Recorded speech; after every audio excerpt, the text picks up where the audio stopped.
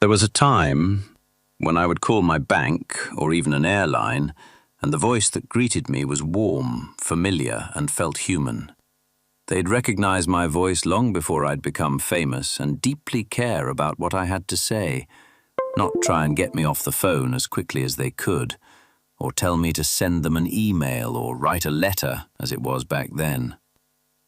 Today, even though my voice is recognizable, when I call, my voice isn't recognized. I keep being told, "Your call is very important to us." but the more you say it, the less it bloody means. I am told there is hope for us all. The voice technology available today can make it all feel human again and make your customers feel heard and valued. Elias, over to you. As a great man once said, let's blow the bloody doors off of it. Thank you. It's definitely one of the perks of the job working for ElevenLabs when you get Michael Caine to intro you. ElevenLabs, for those of you who aren't familiar with us, was founded approximately 4 years ago with the simple mission of making technology and the way we interact with technology feel human again. We're an AI research company that developed our own proprietary models.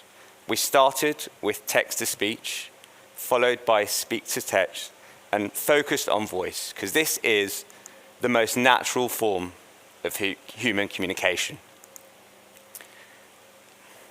As you just said, 70% of the time, we choose to use our voice when we need something, when we want to express ourselves. As humans, we think in stories, but we use our words to communicate. Chat has been a good medium. It's powerful. Of course, we do support it. But over time, what we're seeing more and more as this technology becomes available is if you can meet your customers where they want and resolve what they're asking for, your CX and your CSAT increases. Now, it's easy to think of 3 component parts: speech to text, listening, an LLM in the middle, a brain, and then text to speech, which is the voice. And that's what you need. But the reality is, to really have an AI agent that thinks, sounds, and feels human, it takes a lot more. And this is really where our technology and our audio orchestration voice engine comes in. We need to think about when I pause. Is my customer pausing because they're thinking? Are they pausing because they're angry? Or are they pausing because it's the end of the sentence? How do I take the sentiment from what I'm hearing and then respond in an empathetic and human way back to them in the way that a live agent would? That's the technology we put together, and that is the technology that is powering 3 million agents we have in production today. The next step to think about on this journey of retaking voice as this amazing medium is, what do you want your brand to sound like? There's 2 paths. The first is to really think about what the voice of your company would be from a brand perspective. Whether there's someone amazing in your contact center, as I know certain companies have done, who every customer loves to talk to. Or do you build a brand based on your values and on the way it should sound like? And that's where we could have voice actors will come in and build that for you. The second line of thought, which is really interesting, is often companies aren't thinking about their brand, they are thinking about the customer. And what does that customer want? Meaning, someone in Manchester does not want to speak to someone from London. They want someone that probably sounds Mancunian. Anecdotally, we find that the most trusted accent globally is Scottish female. And that generates the most empathy and the most realistic conversations, if you like. But to say that just building a voice and just having this agent sit there and talk is going to resolve issues is just fundamentally not true. The most important thing is, does this agent act? Or is it just a glorified chatbot that now speaks? And that's where the integration layer is just so important. Because an agent can only act based on the information that you give it, a data source, real-time tool calls, and then the guardrails or the intent you say, this is what you can and can't do. And if you can build this with real-world action, that's when this technology becomes powerful and not just a means of deflecting. That's when you offload the typically longer, repetitive tasks to an agent, a mortgage application, first notice of loss, to an agent that can listen, can hear, can take that information and act, or of course pass it over to a person if need be. And then let the people in your contact center that really know your business focus on what they do. The CEO of Anthropic talks about we're moving towards a country of geniuses with AI. I think we're moving towards a contact center of geniuses, where the agents in their own right are geniuses on this level, and the people that work in your contact center and really know what your customers want and needs, they are your other geniuses that you should put on tasks that help you generate revenue and not just thinking about containment and deflection. If you don't believe me, if you don't believe Xavier Disrupt today, there's a few other people that share this view. The future, the next interface of technology is voice. That's not just simply when we are contacted, but it's how we interact and speak to technology. In 2022, we all had this ChatGPT moment.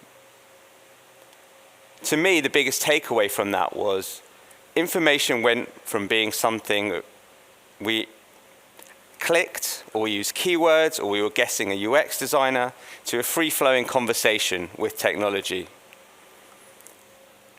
Voice is the next layer of this. More and more of our searches on an individual level are being powered by OpenAI, Gemini, Claude.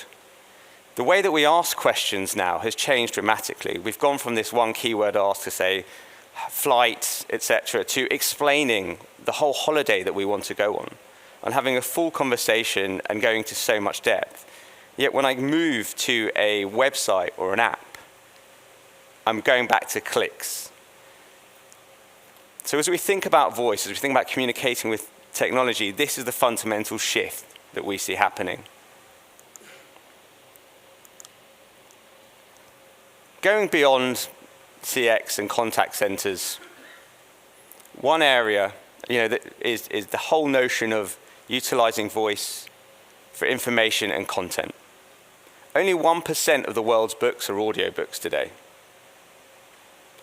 Interestingly, if you think about the parallel between the printing press, when that came into production and really changed the way that we consume information from written text, only 1% of the world's population at that point could read. The printing press was the moment where it exploded that source of information, and it changed humanity forever. We're on the cusp of that next revolution. The next area is language no longer becomes a barrier.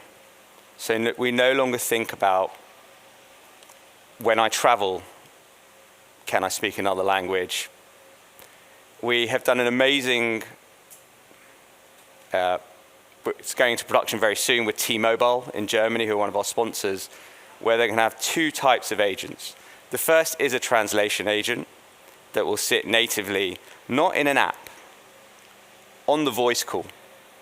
So you could say, hey, Magenta, when you're traveling, and you will be able to have real-time translation if I'm traveling to Germany or to Spain.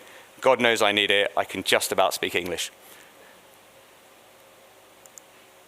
The next use case we have with T-Mobile is super interesting. Again, inside your voice call, so not going into an app, not leaving voice as a channel. You could have access to your calendar, so speaking to someone and they're calling you, let's say you're a small business owner, do you have availability on a certain date to come and do a certain job? You don't need to leave the phone call. You could say, hey, Magenta, do I have availability on the 3rd of July to be somewhere in 2 hours? It will look up your calendar and it'll book that for you. So we're seeing voice and intelligence and agents within voice really becoming part of that interaction layer, no longer using a UI. Finally, voice and voice agents are redefining the way that we actually interact with technology and information, specifically information. Information has been static for a long time. We all read the same website. We all read the same newspaper. But through agents and through voice, you can now talk to that information, query it. Don't just think about this externally in the way we talk to customers for knowledge bases inside your contact center. Think about your own internal company and the knowledge base that you have.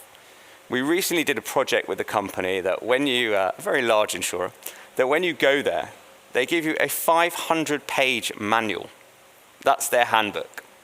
No one ever reads it. You wouldn't even know where to start, even in its digital format. So they've taken this as a knowledge base and they've put an agent in front of it. And now anytime you have a question, you can just ask that agent. It will give you the right information from that handbook. It will tell you what to do. And when it's IT related, it will also act for you. So we're moving from this moment of static information to an agentic technology taking action. This is your ElevenLabs team here today. We've got Michal, who heads up partnership, myself, heads up the UK. We'd love to have a chat with you about any of your needs. Thank you very much to Sabio for having us on stage, and looking forward to the rest of the day.